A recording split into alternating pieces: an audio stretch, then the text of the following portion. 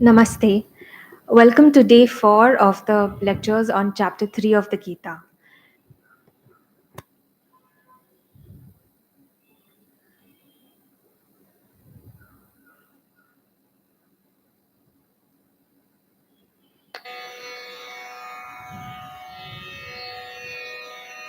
ॐ सहना भवतु सहनौ भुनक्तु सह वीर्यं करवावहै तेजस्विनावधीतमस्तु मा विद्विषावहै ॐ शान्ति शान्ति शान्तिः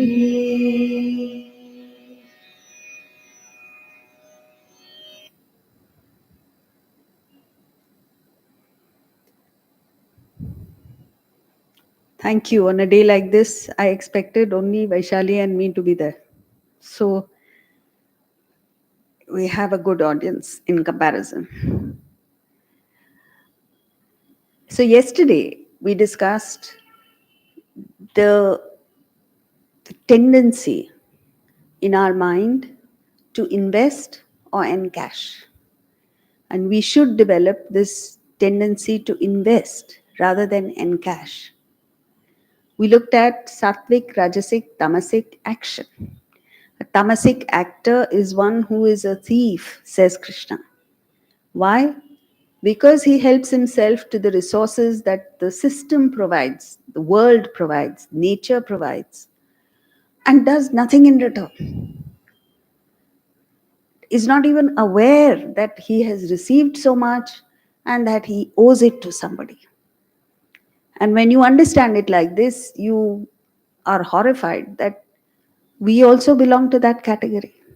How many of us are acutely aware of all that we have received? A Rajasic person is one who cooks but eats sin, who works very hard,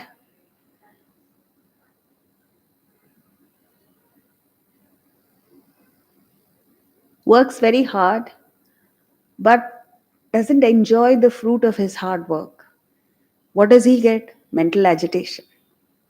A sattvic person is the only person in the world. Sattvic person means spiritual person.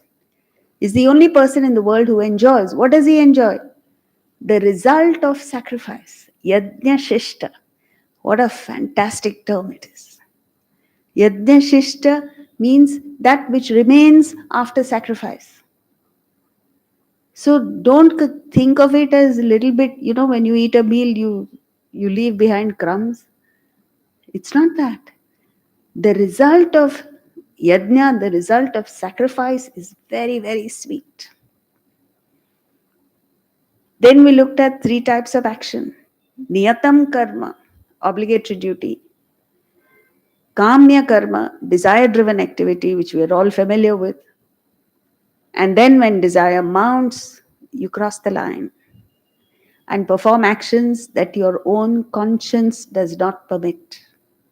Unethical, immoral, illegal. And all of that gets you into a whole lot of trouble. Then we looked at the choice that we have to follow the stick or the jnana mudra.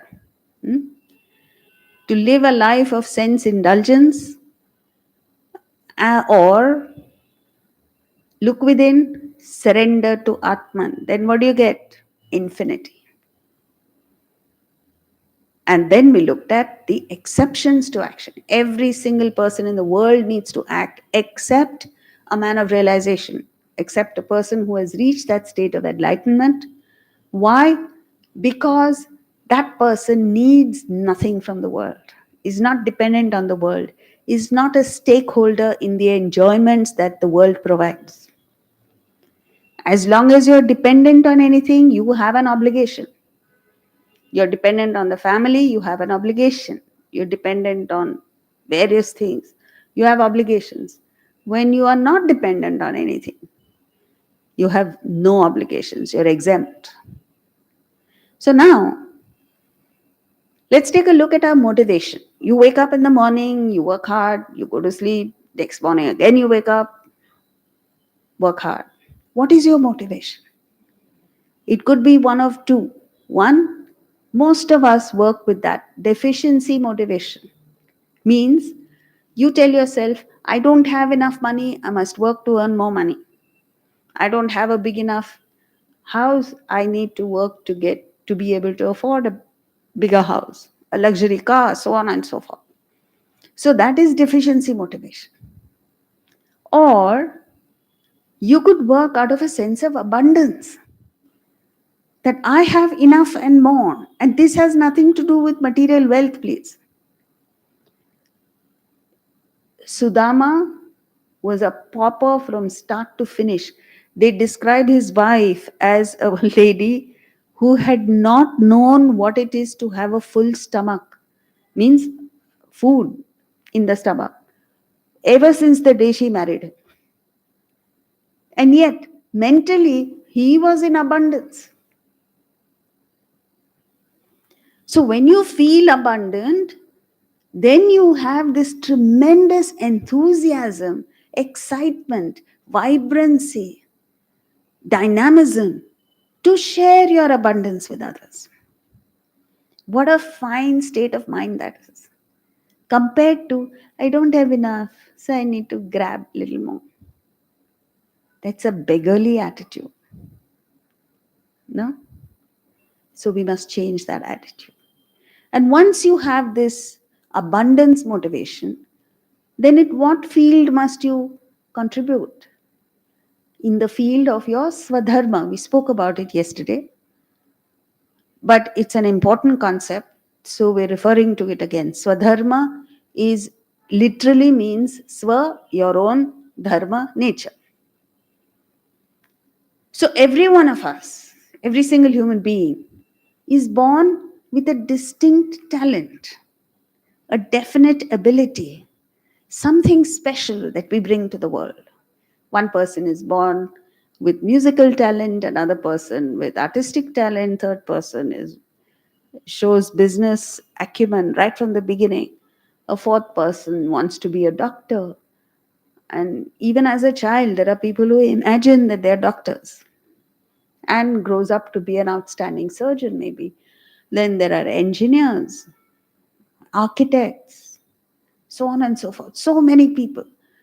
And it is this combination of people with different talents that makes for a beautiful world. So your primary duty in life is to identify your swadharma. What is my talent? What is my passion? What is my, using Vedantic language, strongest desire? Swadharma is nothing but that. Once you identify it, then what do you do with it? It could be cooking, for instance, or whatever it is.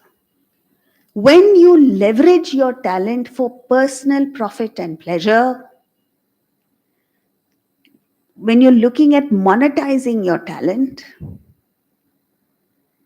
it's a limited end that you're looking for. It's a very narrow minded approach that you have towards life in general. So you will achieve only that. Whatever your level is, you will achieve that. So if your mind is small, only looking for little fruits, then you will get only that. But you have the choice of dedicating your talent to a higher goal. You've expanded your vision. You don't have this petty, proprietary copywriting attitude. Then what happens? You achieve excellence. All the people in the world who have achieved outstanding success have not worked for money. Do you know that? Madame Curie, who won not one but 2 Nobel Prizes for chemistry. And in her own home, she started a lab. She didn't have the financial resources to have a high-end lab. She discovered radium. And unfortunately, she didn't know the effects of radium, so she got cancer from it and died of it. But what a lady! 2 Nobel Prizes. She didn't work for money. William Wordsworth, brilliant poet. You talk to him about money, he probably didn't even understand what it was. Oliver Goldsmith was thrown out of his room by his landlady because he didn't have money to pay his rent. That lady would have committed suicide if she had known how brilliant Oliver Goldsmith was.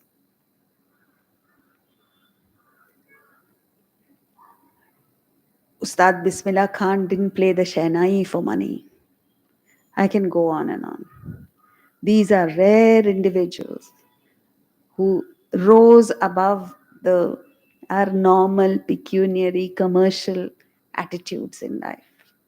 You have a commercial attitude, your profit. See, we are not saying, the Bhagavad Gita does not say that you should not earn money. Please don't misunderstand. The Bhagavad Gita does not say that you should be poor. But it does say that your vision should not be restricted to only money. You get the point? And the truth of the matter is, the moment you earn merit, the world will be at your feet. The best surgeons in the world, the best engineers in the world, the best, what else? Artists in the world did not work for money. Because money means thought of self. Just destroys your work completely. The moment you think of yourself, it agitates the mind. With an agitated mind, what can you focus? Small mindedness. And the best way of performing an action is to understand that your talent is not yours. It has been gifted to you by some divine power, you don't know who has given it. And every time you act out of deep gratitude to that power that has given it to you, and you offer it as your act of, as a way of saying thank you. What a wonderful way it is. And there is proof of that. You experience that. When there is a puja in the home and the lady of the house cooks prasad, makes prasad, how does it come? Delicious. Even though the lady may not be a good cook, but the prasad comes out well. And then the children get excited, the prasad gets over, they say, Mama, please make the same thing. So that Mama makes the same thing with the same ingredients in the same kitchen, everything is the same. But it fails. It's not the same. Why? Because when she made it as prasad, it was an offering to the Lord. And traditional people, when they make prasad, they don't even taste it. And yet it comes delicious. When she makes it for her children, it falls flat. What is the difference? There is no difference in ingredients. There is no difference in skill. There is a difference in the attitude. So, how will it be if each one of us, the few of us who are in this room, if every one of us goes back and now starts working in the same field? You don't have to change your vocation, your profession, nothing. Same action you perform, but now as an act of gratitude to God. My God, we have then the power to rock the world. I'm not joking. One person who acts like that can rock the world. Eric Liddell, the Scotsman who is called the Flying Scotsman. He's so inspiring. The movie Chariots of Fire is based on him and another guy called Harold something or the other. Both of them had a higher goal. But this guy was outstanding. He didn't hire a coach. He didn't have the money to hire a coach. One time he lost his shoes. So he went to the garbage can and picked up 2 dissimilar shoes of different sizes. He wore them and ran and won the gold. In another race, he fell down, picked himself up, ran. He still won. So people used to wonder, if you see his live videos, not the movie, you wonder, is it possible for a man to run like this? He used to run so fast that people asked him, how do you win a 400-meter race if you start running so fast? So he used to say, the first 200 meters, I run as fast as I can. The next 200 meters, God enables me to run. What a thought. And he belonged to a missionary family, so they thought he was committing sin by running instead of preaching.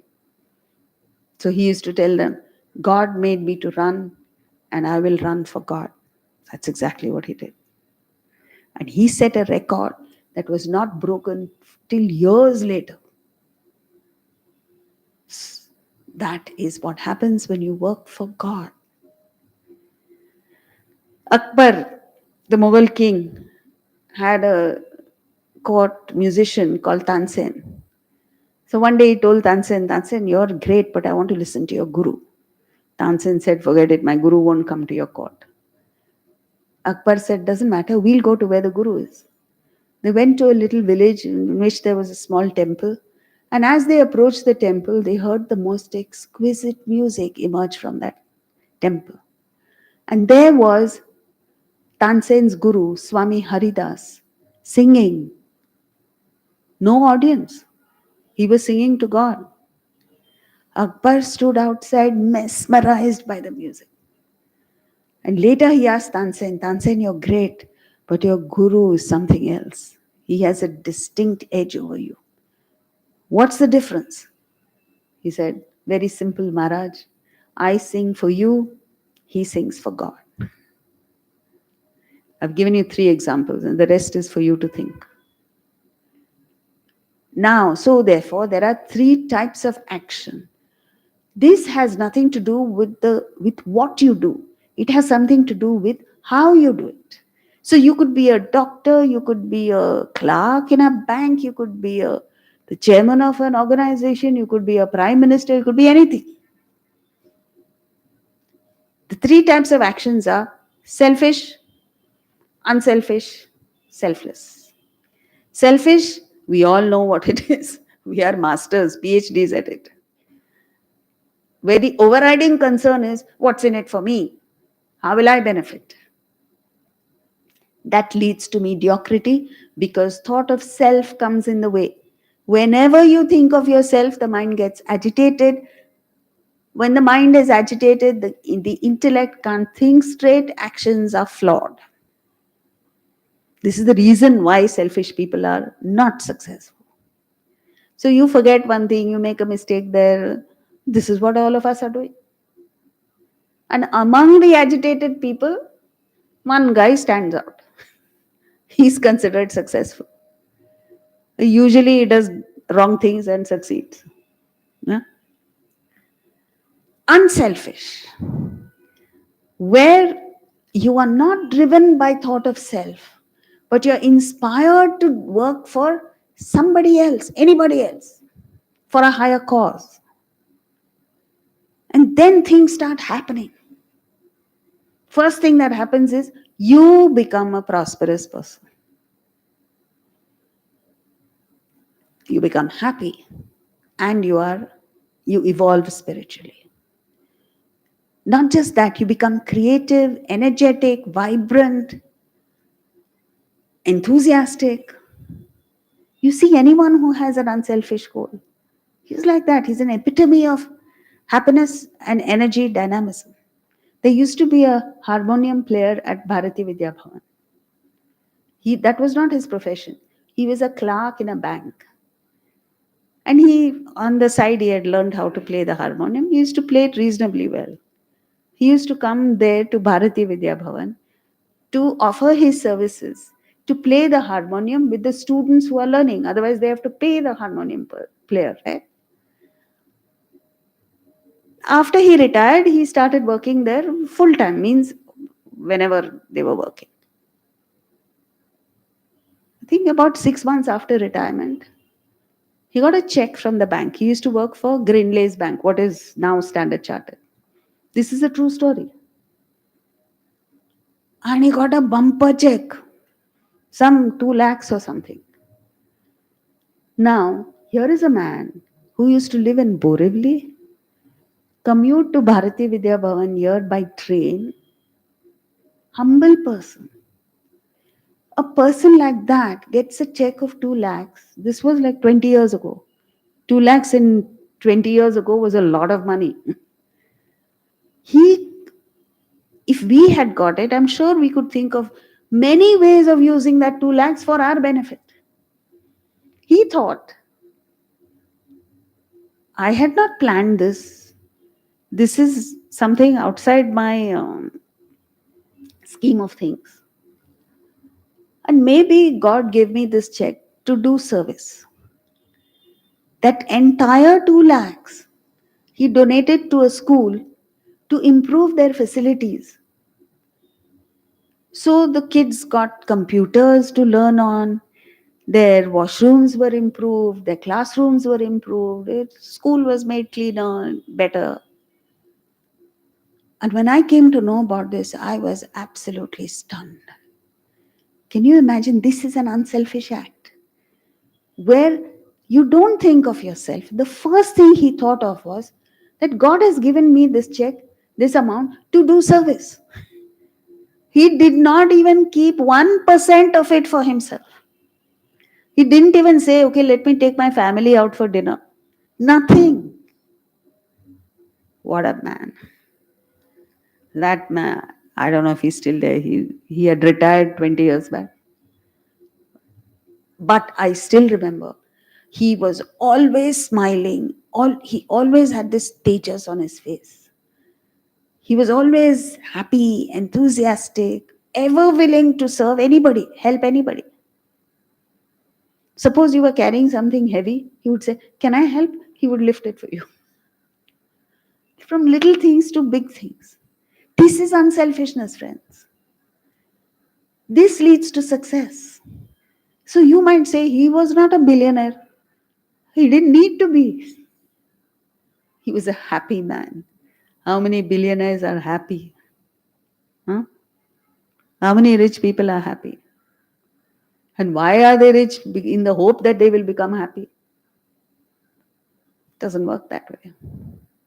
And the highest is selfless, where not only are you not thinking of yourself, you're not even thinking of the world, because you understand whoever created the world doesn't need your help to look after the world. Then what are you working for? For God, to get to God. You have that intense desire to reunite with God. It is painful as long as you are separated from God, as long as you haven't reached God, it's painful. It gives you actual pain. It's like the pain a lover feels at being separated from the beloved. If you can't understand God, at least this you should be able to understand. If you can't understand even this, then please fall in love. Somewhere it will strike. Huh? That pain and your alignment to Atman. So whatever you do, wherever you go, every thought that flits through your mind is to get to God. You're not interested in anything in the world. But you know, as long as you are alive, you need to act. What kind of action will you perform? For loka sangraha, for the well-being of the world. You consider it your duty, obligation to do whatever little you can do to contribute.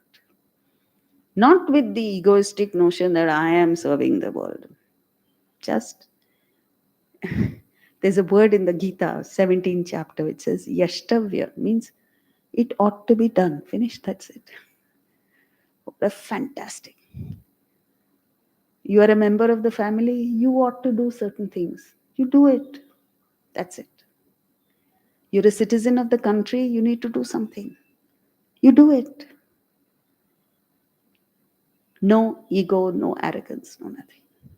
Then you become transparent and Atman flows through you. So there's no obstruction. Atman is flowing in us also, but it doesn't show because there is desire, ego, and all the muck inside. When you purify yourself of that, it just flows. So selfishness is not an option, and this is something you need to understand. Because we are all selfish. Why are you selfish? Because you feel, if I don't take care of myself, who will? So you go out and grab things. Because the law is, as Swami Ramatirtha said it so brilliantly, he said, the way to gain anything is to lose it. Give, you gain. Grab, you lose.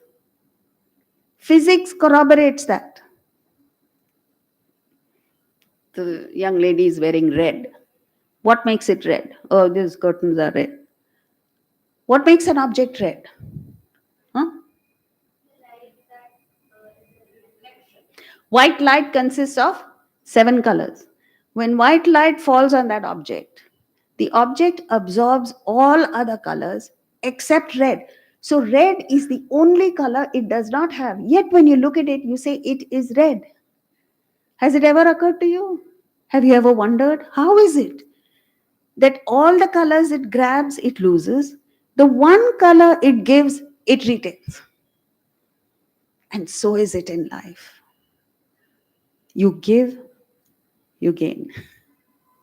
You give more, you gain more. You give all, you gain everything. You know, there was a business conference, international business conference, and there were 3 businessmen who made friends there, a Russian, an American, and an Indian. So once during the lunch break, they were discussing how much of their profits they give to charity. So the Russian said, I draw a circle on the ground, I take all my profits, throw them in the air. What falls within the circle is mine. What falls outside, I give to charity. The American said, he can't be outdone by a Russian. So he said, I do the same thing, except that I draw a triangle. And same principle. What falls in the triangle is mine, what falls outside is God. So I give it in charity. The Indian was scratching his head. He had never done charity. But Indians are quick thinkers, you know. So he says, you guys, you're very petty. I said, what? We give charity? Said, no. Don't you know that everything belongs to God? So then these two were with little sheepish and said, yeah, but you give everything? He says, yes, I give everything to God. Then how do you live? How do you make ends meet? He says, see, it's like this. Everything is God's. So I take all my profits, throw everything up in the air. Whatever God wants, He keeps. What falls down is mine. But it is like that. You know, in that book and movie, Ultimate Gift, this guy, son of a billionaire. The billionaire dies, and his will, his lawyer is reading out his will, there's a funeral, this, that, and the other. All his children, grandchildren come to find out what there is in the will for them. And they all go back disappointed because they get chicken feet, very little. And then there's this one grandson who comes late to the funeral. His mother is seething, so you're late. And he goes to the lawyer. The lawyer says, you're late. He sits there very disrespectfully with his feet on the chair. He says, anyway, the old man didn't like me during his lifetime, so I don't expect anything from his will. So the lawyer says, no, you're wrong. There is something that your grandfather has left for you. And he plays a recording, video of the grandfather who's talking to the grandson. And the deal is that he makes him go through certain experiences, certain tests. And if he passes them, he gets a certain amount of money. So he passes a few tests. And then one day he's got a check of $100 million in his pocket. And he goes outside to a park outside a hospital, sees a little girl suffering from cancer, and her mother, trying her best to find the resources, financial resources, to take care of her expenses. For the first time in his life, he thought of anybody other than himself. So he went to the trustees of his grandfather's estate and says, I have a project to look after children who are suffering from cancer. Project is for $400 million and I want $300 million from the trust. So the trustees obviously asked him, where are you going to get the other 100 million? He pulled out his check and said, I am going to give it. You know what he's done? The entire $100 million that he owns, he has committed to that cause. That moment, he gets the entire billions of his grandfathers. Now, friends, I am not just telling you stories. I'm telling you a fact. Whether this is a story or not, I don't know. But that it works, I know for sure. Now, when I say giving, it's not indiscriminate giving. It's not that you walk out of the door and hand over your fortune to somebody. It's not about that. It's about genuinely from the bottom of your heart feeling that intense desire to give, to share, to contribute because you feel one with them. See, while coming here, there's a beggar who came and knocked at the window. And I thought, it's such a horrible thing, isn't it? That in our society, we have people flying around in private jets and all kinds of luxuries. And on the other hand, there are people who are begging. And I often think, what would be my mindset if I was a beggar? See, that beggar knocked at the window. She must be thinking, this woman sitting in the car has so much money, why can't she give me a little bit? She's right. She's right. I'm not saying you should give beggars. All I'm saying is that every one of us is responsible for the poverty that there is in this country. You can't just wash your hands of it. And so, therefore, like that clerk from Grindlay's Bank, you must commit a certain amount from your assets, from your income, to charity for something, whatever inspires you. Because you have an obligation, you have dependence on the world, and therefore you're committed to the world. So, when you give, you gain. Unselfishness really doesn't work because it has diminishing returns. How far will you go? First, you start life by saying, all I need is a small car, small flat for myself and my spouse, separate from my parents. Nowadays, every young girl who gets married, first thing she wants is separate house, even if it's small. So you start with small things, then it grows like a virus. It's all encompassing. Then you want a bigger apartment, then you want a penthouse, then you want a luxury car, you want a Rolls Royce, you want private yacht, private jet, and private sorrow. Never ends. And it is a law that all selfish people will be unhappy. So, to the extent you're unhappy, don't blame the government, don't blame the prime minister, don't blame your spouse, and certainly don't blame your mother in law. You have only yourself to blame and your selfishness. And when you're selfish, you're insecure. Always looking at others with suspicion. Maybe, this is the problem with rich people. They think everyone comes to them to ask for money. They're wrong. And it's a horrible attitude to have that you looked at people with suspicion. Now, what is he going to grab from me? Or now, what is he going to ask? That's why I don't go to rich people only. I don't even make friends with them because the next thing they'll say, what do you want? What can you want? What can they give? If all that you want is spiritual evolution, they are the last people on earth to be able to give that. So that's what it is. Right? So with this, we move to verse 19, which is a very, very inspiring verse. If you're serious about it, learn it by heart, or at least learn the translation, the meaning by heart. तस्मादसक्तः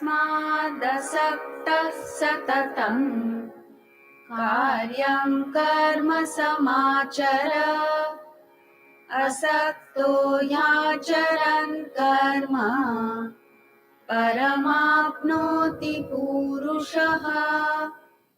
Tasmat, therefore, always perform obligatory duty, actions without attachment. One who acts without attachment attains the supreme.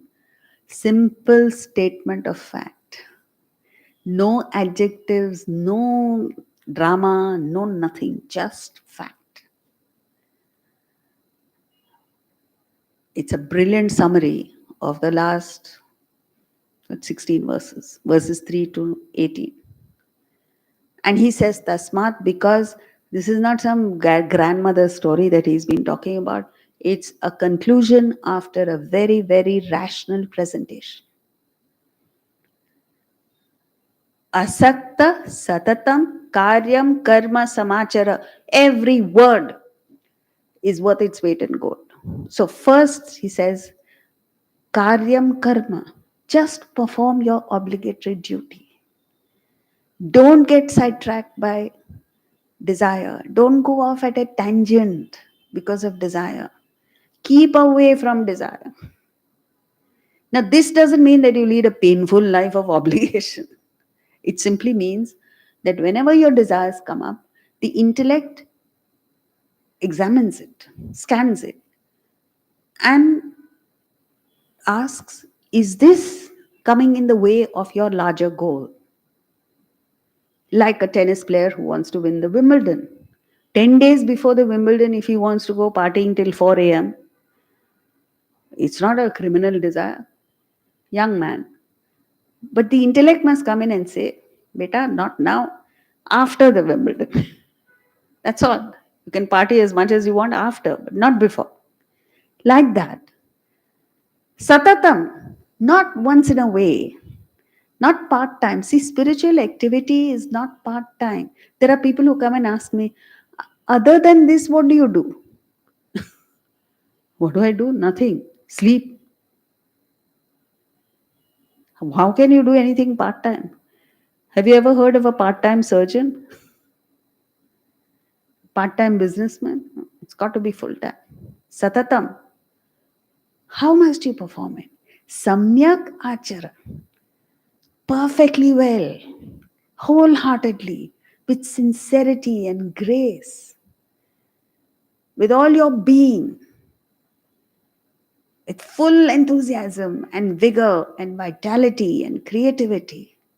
You give everything you have to every action that you perform. And most important, asakta, detachedly, without attachment. Now, how do you detach is the question. The answer is you can't detach. It is not possible to detach. Then you'll say you're saying Krishna is wrong. No, no.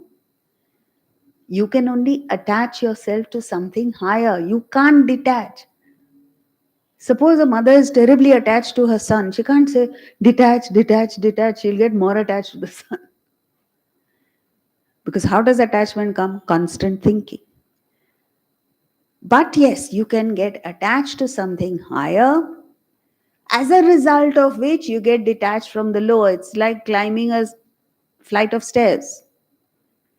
Your one foot must be firmly established in the higher step. Only then you can let go of the lower.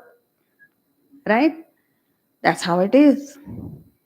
And the highest is when you get attached to God. So, what is it like? Listen to this.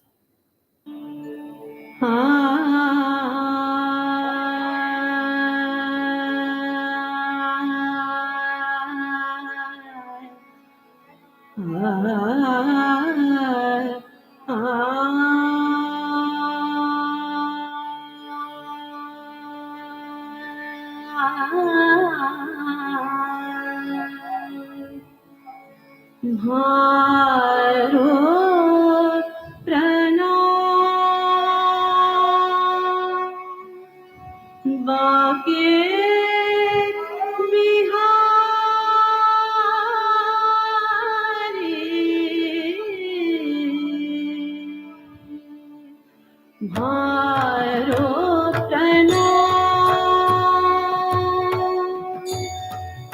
Banke Bihari भारोत्तनो. So just think of all the things that you have received in life and offer your gratitude and your pranam to God. This is Mirabai's bhajan. And Shobha Gurtu used to sing it so beautifully. And she used to tell her students that all you have to do is align with the Supreme. Just think of Krishna, and all the problems that you have will dissolve. But you must have that strength to align with Krishna. Now, 19 is a summary of his logical presentation. He sees that Krishna sees that Arjuna is unmoved. So he decides to change track, and he changes immediately to emotional motivation. For the next 5 verses, he shifts to motivating Arjuna emotionally. Verse 20. कर्मणैव हि संसिद्धिम् आस्थिता जनकादयः लोकसङ्ग्रहमेवापि सम्पश्यन् कर्तुमर्हसि. Only by action did Janaka and others reach perfection. You should also act for the well being of the world. So, with this verse, we begin the third topic of this chapter, emotional motivation to act, verses 20 to 24. So, in these 5 verses, he gives an emotional support system. Why this is important is because we have both emotions and intellectual rationality. And in order to evolve spiritually, we need to employ both, because sometimes one fails. So, if the intellectual approach fails, give it a little boost with emotions, and that has a powerful effect on people. So, the emotional support system is one, devotion to a role model. As we've seen in this verse, he talks about Janaka. Arjuna had the highest respect for Janaka. Janaka was a king, a kshatriya, but he worked very hard. You know the story of Janaka. One night, he woke up from a horrible dream that he dreamt that he was a beggar. So he didn't do what we would do. He didn't just go back to sleep. He woke up, called an emergency meeting of his cabinet, and asked the question. The question was, I just dreamt that I was a beggar begging in the same streets where I now think that I'm king. So the question is, am I the king who dreamt that I was the beggar? Or am I the beggar now imagining that I am king? Has it ever occurred to you? Hmm? That itself shows that he was at a fairly high level. So the ministers were yawning in the middle of the night. Janaka said, I give you 1 week. If at the end of 1 week you don't come back with the answer, I'll reshuffle the cabinet. Now they ran.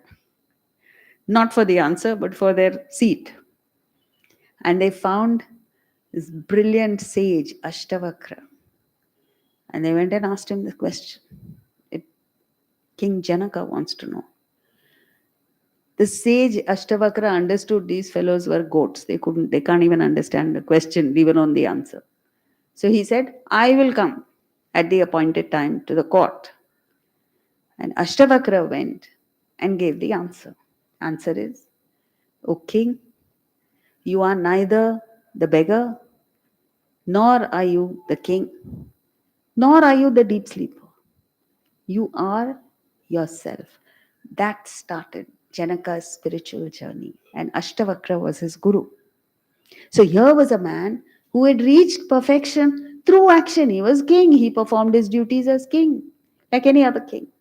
Yet, in and through that, he reached perfection. So, you also do it, Arjuna, but for the well being of the world. This is a fantastic concept. Loka Sangraha, where you are motivated to work for the well being of the world. When Gandhiji came back, he was not Gandhiji, Mohandas Karamchand Gandhi came back from England after studying law. And he realized he doesn't know the real India. So he took a train journey. And at one point, he saw a lady who did not have a change of clothes.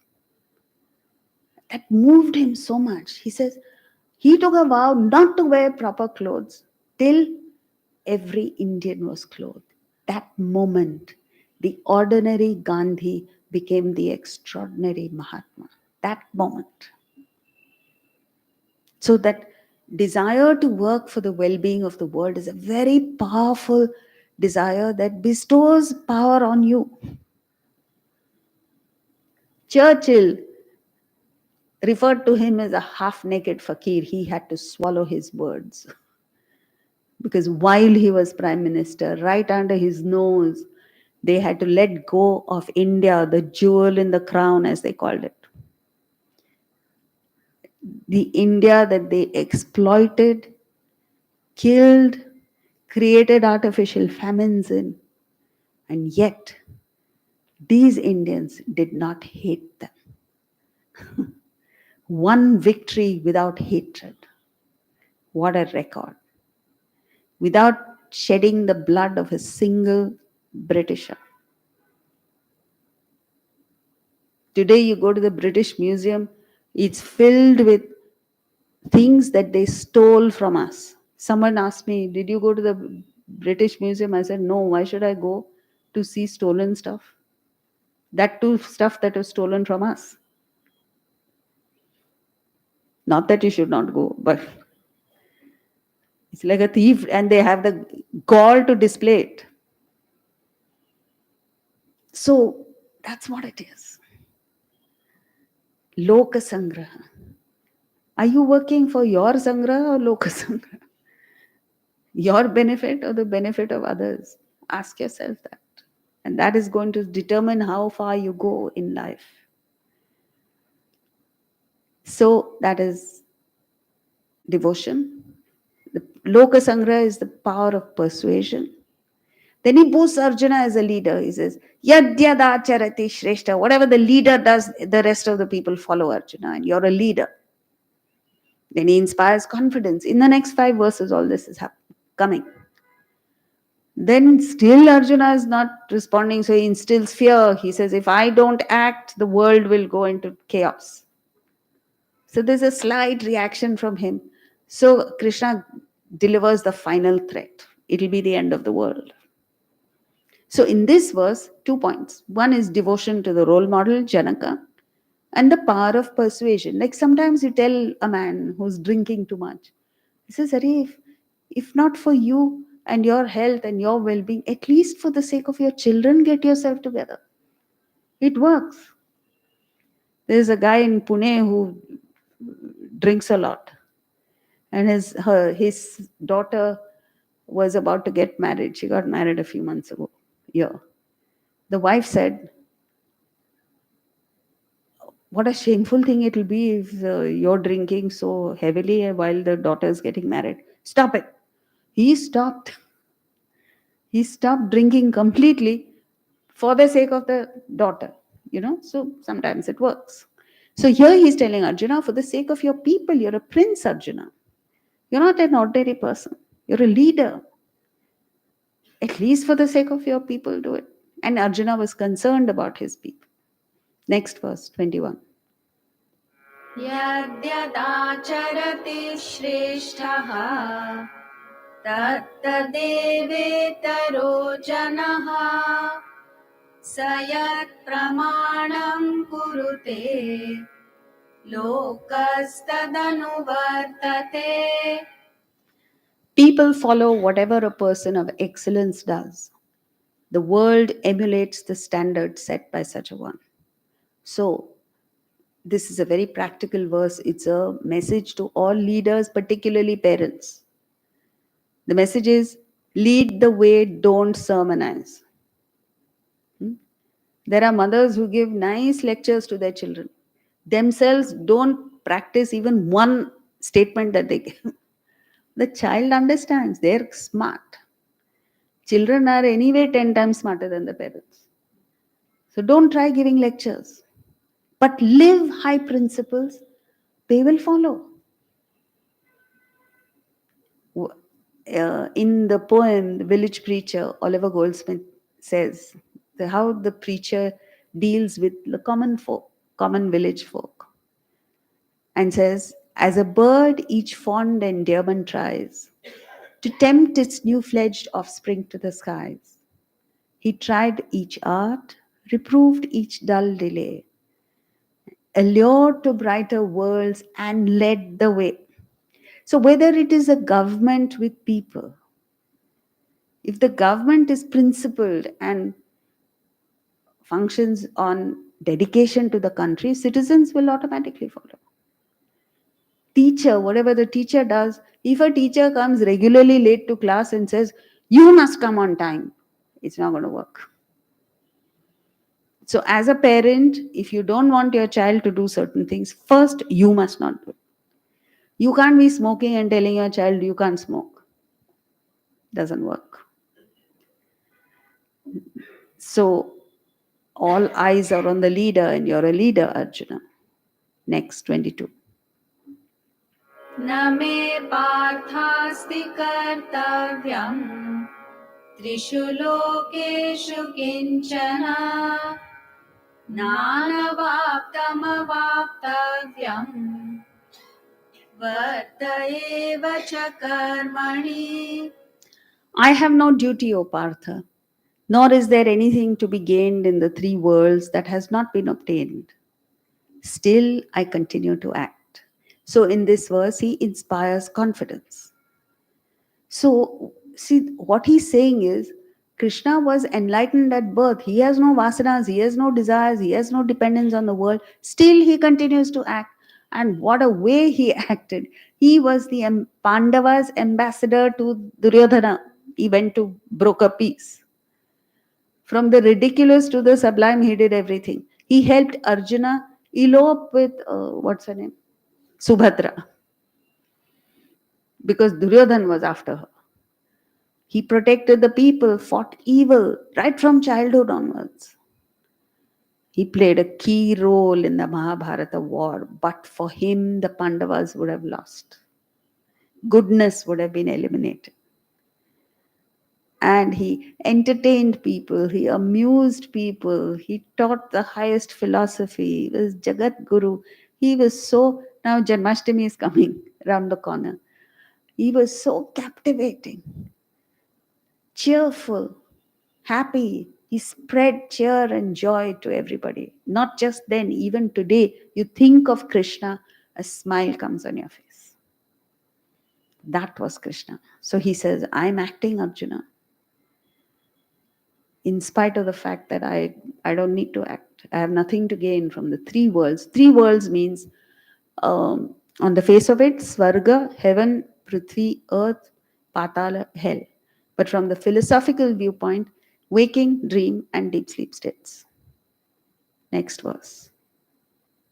यदि ह्यहं न वर्तेयम् जातु कर्मण्यतन्द्रितः मम वर्त्मानुवर्तन्ते मनुष्या पार्थ सर्वशः. O Partha, if I did not act tirelessly, people would follow my example in all respects. So in this verse, he instills fear. So it's when he says this, there are in these verses, this one and the next one, you view it from the devotional aspect, that the actual stories of Krishna, that he's acting. But from the philosophical viewpoint, it is Atman. Atman supports everything. Atman is the power behind everything. So if I stop, then the whole world will come to an end. And what he's saying is, if all the people would follow my example, so it's Non-action is not an option.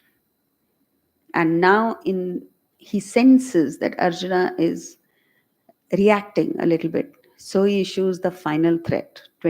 Next verse, 24. उत्सीदेयुरिमे लोकाः न कुर्यां कर्म चेदहम् शङ्करस्य च कर्ता स्याम् उपहन्यामि मा प्रजाः. If I were not to act, these worlds would be destroyed. I would cause chaos in society and ruin these people. So, this is the final threat. This again is in two tongues, as it were. Devotional is very simple. Krishna protected everyone. Even now, a devotee approaches Krishna and says, "Please, I've done my best. You look after me." Krishna maintained harmony and, as we saw earlier, spread joy and cheer to everybody. The intellectual approach is that Atman is the lawgiver. So, Atman has placed various laws, external laws, internal laws. Internal law, law of karma, sattva, rajas, tamas, so on and so forth. External laws, law of gravity, law, various physical, biological laws that are functioning in the world. And because of these laws, there is harmony in the universe. No? The earth is at a correct distance from the sun to sustain life. How would it be if the earth suddenly moved slightly towards the sun? We'd all be roasted to death. Slightly away from the sun, we'll freeze to death. Who places it at the right spot? Law of gravity. Suddenly, if it were to disappear, we'd all be floating around. Impossible to live. So, that's what he's saying. There's a perfect balance in the world, and that is maintained by Atman. If that were not to happen or to be maintained, then there would be complete chaos in the world, and this chaos would ruin the people. Now that he's issued the threat, Arjuna has woken up. How do we know he's woken up? Because in the next verse, again he goes back to action, the analysis of action. But for this, we'll meet tomorrow. Thank you for keeping up with the lectures here, the verses, under a lot of pressure, I'm sure, because of Raksha Bandhan, you may have other things drawing you elsewhere. All you have to do is 3 more evenings. You've done a great job of coming for 4 days. 3 more evenings, and we'll be done by Sunday. Right? Thank you. Are there any questions? I'll be happy to answer them. Yes.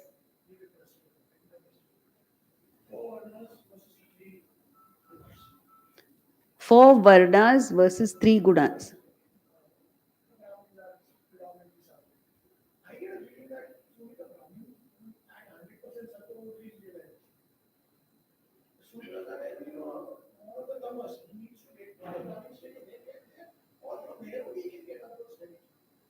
Yeah. See, his question is that we spoke of the 4 castes, varnas, brahmanas, kshatriyas, vaishyas, shudra. This is based on the 3 gunas, sattva, rajas, tamas. So, brahmanas are predominantly sattvic, kshatriyas predominantly rajasic, vaishyas have more tamas in them, less sattva, and shudras are predominantly tamasic. Now, after describing these, the next verse says, this has been done to enable every varna, so everyone, to rise to the highest state of perfection. So the question he is asking is, if I'm a Shudra, predominantly tamasic, and I want to get to realization, I need to first become predominantly sattvic. So do I have to go through this progression? That's your question, right? No, not necessarily. Because if you have a sufficient amount of sattva in you, you can fight the tamas and directly go to realization. Yes, you have to develop sattva, but it doesn't mean that you have to take the profession of a brahmana. Hmm? So you could be a cobbler and be highly sattvic. In Maharashtra, the Maharashtrian saints all were not Brahmins. In fact, I think it was Sant Tukaram was not a Brahmana. And the Brahmins in his village told him that he has no right to study the Bhagavad Gita. So they took all his books and threw them into the Indrayani river. Indrayani river brought the books back and gave it to him. So that is the thing. You can be anywhere, following any vocation, any profession, and but if you have this vision of the higher, you can get that. Thank you.